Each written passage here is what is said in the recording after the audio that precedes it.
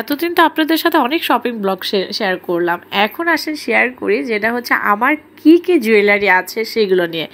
তো আজকে একটু ভাবলাম যে এই ড্রয়ারটা গোছাবো, এত এলোমেলো হয়ে থাকে, 2 দিন পর পরই গোছাই তারপর আবার এলোমেলো হয়ে থাকে।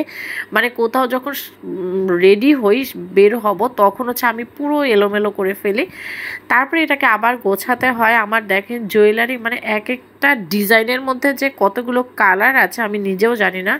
পার্লের কানের দুল তো আমার বরাবরই পছন্দ, জুয়েলারি পছন্দ। এই যে মালাগুলো দেখছেন হোয়াইট কালার, অফ হোয়াইটের মধ্যে দেখবেন যে 4-5টা করে আছে, মানে আমার যেটা পছন্দ হয় দেখা যায় কয়েকটা করে কিনে ফেলি। আর পার্লের জুয়েলারি তো আমার খুবই পছন্দ, পার্লের যে কোনো জিনিস আসলে অ্যাকচুয়ালি আমার পছন্দ।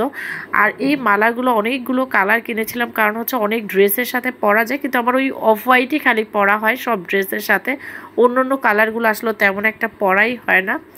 আজকে যেহেতু ভাবছি যে গোছাবো তার জন্য সব আলাদা আলাদা করে রাখছি। আর এখন যেটা এটা হচ্ছে দেখাচ্ছে হচ্ছে আপনার অক্সিডাইজের যে জুয়েলারিগুলো সেগুলো, এই মানে জুয়েলারিগুলো আমার খুব পছন্দ।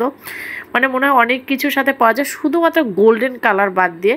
তারপরও গোল্ডেন কালারেরও কিছু কেনা হয়েছিল, যেহেতু অনেক আগের জুয়েলারি আমি সুন্দর করে প্যাকেট করে করে রেখে দিই, তাহলে আসলে জুয়েলারিটা নষ্ট হয় না, একটার সাথে একটা ঘষা লেগে নষ্ট হয়ে যায় না।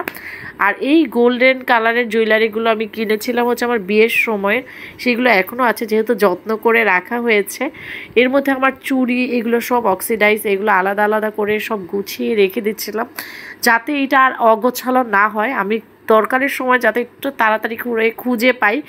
আর এত জুয়েলারি আসলে থাকার রিজন হচ্ছে আমি সাজতে খুব পছন্দ করি, এর জন্য আমি এই জুয়েলারিগুলো হচ্ছে কিনি। আর এখন যেটা দেখছেন এটা হচ্ছে পার্লের কানের দুল, মানে পার্লেরও যে কত ধরনের কানের দুল আমার কাছে আছে আমি বলে বোঝাতে পারবো না।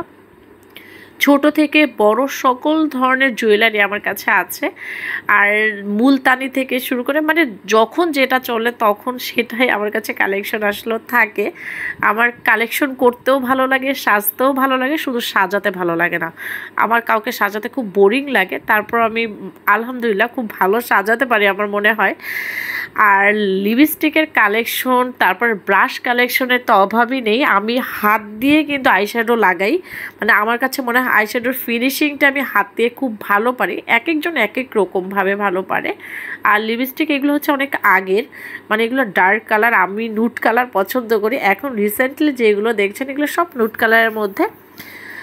আর এই তো ড্রয়ার গোছানো শেষ, আমি জানি না এটা কয়দিন রাখতে পারবো, বাট ট্রাই করব আমি এটা সবসময় এইভাবে গুছিয়ে রাখার জন্য।